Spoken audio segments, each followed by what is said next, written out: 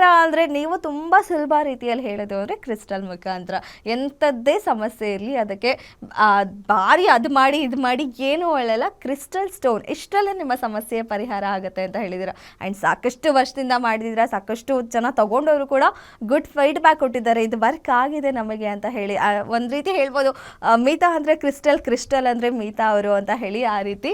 So ಈಗ ಈ ಸಮಸ್ಯೆಗೆ ಯಾವ ರೀತಿ ಕ್ರಿಸ್ಟಲಲ್ಲಿ ಪರಿಹಾರ ತಗೊಳ್ಬೋದು ಅಂತ ನೋಡಿ. ಅದಕ್ಕೂ ಮುಂಚೆ ಇನ್ನೊಂದು ಮಾತು ಹೇಳ್ತೀನಿ. ಇದೇ ದರ್ಶನ್ ಅವ್ರದ್ದು ಮತ್ತು ಸುದೀಪ್ ಅವ್ರದ್ದು ಮಕರ ರಾಶಿ ಆಗಿರುತ್ತೆ, ಮತ್ತು ಮೇಷರಾಶಿ ವಿಜಯಲಕ್ಷ್ಮಿ ಅವ್ರದ್ದಾಗಿರುತ್ತೆ. ಯಾಕಂದರೆ ಈ 3 ರಾಶಿಗಳು ಕೆಟ್ಟಿದ್ದಾವೆ ಅಂತ ಹೇಳಿದೆ.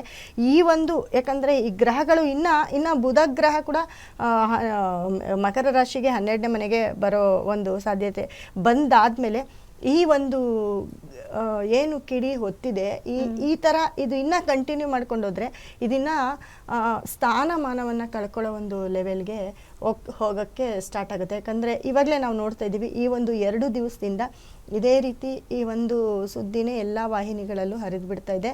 ಅದೇ ರೀತಿ ಅವರ ಒಂದು ಇವಾಗ ಏನಾಗುತ್ತೆ, ಇದು ಎಲ್ಲರಿಗೂ ಸೇರಿಸಿ ಹೇಳ್ತಾ ಇದ್ದೀನಿ, ಮಕರ ರಾಶಿ ಅವರ ಒಂದು ಪರ್ಸ್ನಲ್ ಮಾತುಗಳು, ಅವರ ಒಂದು ಪರ್ಸ್ನಲ್ ಜೀವನ ಹೊರಗಡೆ ಬಂದಾಗ ಅದು ಮನೆ ಒಳಗಡೆ ನಡೆಯುವಂಥ ಒಂದು ಗಲಾಟೆ, ಮನೆಯಿಂದ ಹೊರಗಡೆ ಆಗಿ ಅವಮರ್ಯಾದೆ ಆಗೋದು, ಸ್ಥಾನಮಾನವನ್ನು ಕಳ್ಕೊಳ್ಳೋದು, ನಮಗೆಲ್ಲೋ ಗೌರವ ಕಮ್ಮಿ ಆಗೋದು, ಇದೆಲ್ಲವೂ ಕೂಡ ನಡೆಯುತ್ತೆ ಮಕರ ರಾಶಿಯವರಿಗೆ. ಹಾಗಾಗಿ ಮಕರ ರಾಶಿ ಇವಾಗ ನಿಮಗೆ ಎಲ್ಲ ಮಕರ ರಾಶಿಯವ್ರಿಗೆ, ಮೇಷ ರಾಶಿಯವ್ರಿಗೆ ಇದೊಂದು ಉದಾಹರಣೆ. ವಿಜಯಲಕ್ಷ್ಮಿ ಅವರು ಇವತ್ತಿನವರೆಗೂ ಯಾವುದೇ ಈ ರೀತಿ ಮಾತಾಡಿಲ್ಲ.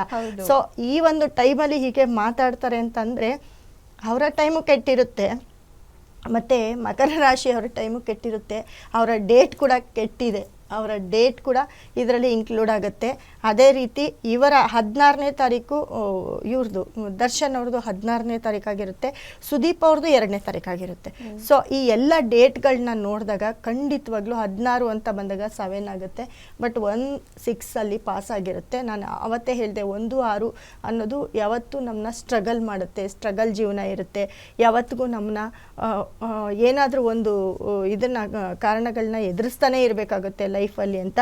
ಅದೇ ರೀತಿ ಪಾಪ ಅವರು ದರ್ಶನ್ ಅವ್ರಿಗೂ ಕೂಡ ಈ ರೀತಿ ಒಂದಲ್ಲ ಒಂದು ಪ್ರಾಬ್ಲಮ್ ಬರ್ತಾನೆ ಇದೆ, ಅದನ್ನು ಎದುರಿಸ್ತಾನೆ ಇದ್ದಾರೆ. ಮುಖ್ಯವಾಗಿ ಅವರ ರಾಶಿ ಕೂಡ ಮಕರ ರಾಶಿ ಆಗಿರುತ್ತೆ. ಆಲ್ರೆಡಿ ಮಕರ ರಾಶಿ 1 ತಿಂಗಳಿಂದ 1 ವರ್ಷದಿಂದ ಮಕರ ರಾಶಿಗೆ ಟೈಮ್ ಚೆನ್ನಾಗಿಲ್ಲ ಅಂತ ಹೇಳ್ತಾನೆ ಬಂದಿದ್ದೀವಿ. ಮತ್ತು ಧನಸ್ಸು ರಾಶಿ ಇದೇ ಪೆಹಲ್ಗಾಮ್ ದಾಳಿಯಾದಾಗ ಇದೇ ರೀತಿ ಗ್ರಹಗಳಲ್ಲಿದ್ದು ಶನಿ ದೃಷ್ಟಿ ಧನಸ್ಸು ರಾಶಿ ಮೇಲೆ ಬಿದ್ದಾಗ ಇದೇ ರೀತಿ ಇನ್ಸಿಡೆಂಟ್ ಆಗಿತ್ತು. ಅದು ಇಡೀ ನಮ್ಮ ಒಂದು ಪ್ರಪಂಚದಲ್ಲೇ ಒಂದು ದೊಡ್ಡ ಒಂದು ಇನ್ಸಿಡೆಂಟ್ ಆಗಿತ್ತು.